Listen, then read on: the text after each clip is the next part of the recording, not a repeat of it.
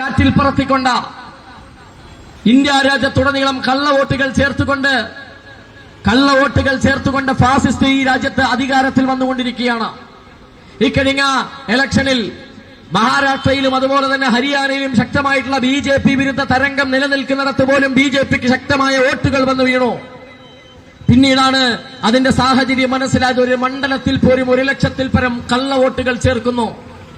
Voters ലിസ്റ്റിൽ പേര് ചേർക്കുന്നവരെ അഡ്രസ്സുകൾ എടുത്ത് പരിശോധിച്ച് നോക്കുമ്പോ ആ പരിശോധനകൾക്ക് ഒരു വീട്ടിലെ ഒരു മുറിയിൽ 64 പേര് താമസിക്കുന്ന സാഹചര്യം.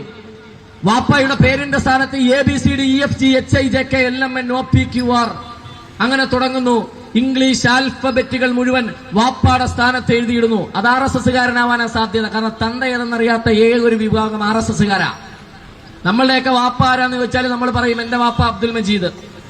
ഇവിടെ ഇരിക്കുന്ന സ്റ്റേജിലിരിക്കുന്ന ആരുടെയൊക്കെ പിതാക്കന്മാരുടെ പേര് ചോദിച്ചാൽ അവർ കൃത്യമായിട്ട് പറയും. RSSകാർക്ക് അതറിയാത്തത് കൊണ്ട് അറിയാവുന്ന അക്ഷരമാലയിലുള്ള ആൽഫബറ്റുകളെ മുഴുവൻ കൂട്ടിച്ചേർത്ത് വെക്കും.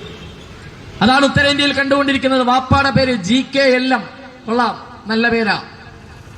നീ അതും പോട്ടെ, വീട്ടു നമ്പർ 0. ഒരേ വീട്ടു നമ്പറുള്ള 100 കണക്കിന് ആളുകൾ, 1000 ആളുകൾ. ഫോട്ടോയുടെ സ്ഥാനത്ത് ഇലക്ട്രൽ ID എടുത്ത് പരിശോധിച്ച് നോക്കിയാൽ അറിയാം. നമ്മളുടെയൊക്കെ ഫോട്ടോകൾ കൃത്യമായിട്ട് കാണും. ആധാർ കാർഡിൽ പരിശോധിച്ചാൽ ചിലപ്പോൾ അത് കണ്ടു എന്ന് വരില്ല. സൗന്ദര്യത്തെക്കുറിച്ച് എപ്പോഴെങ്കിലുമൊക്കെ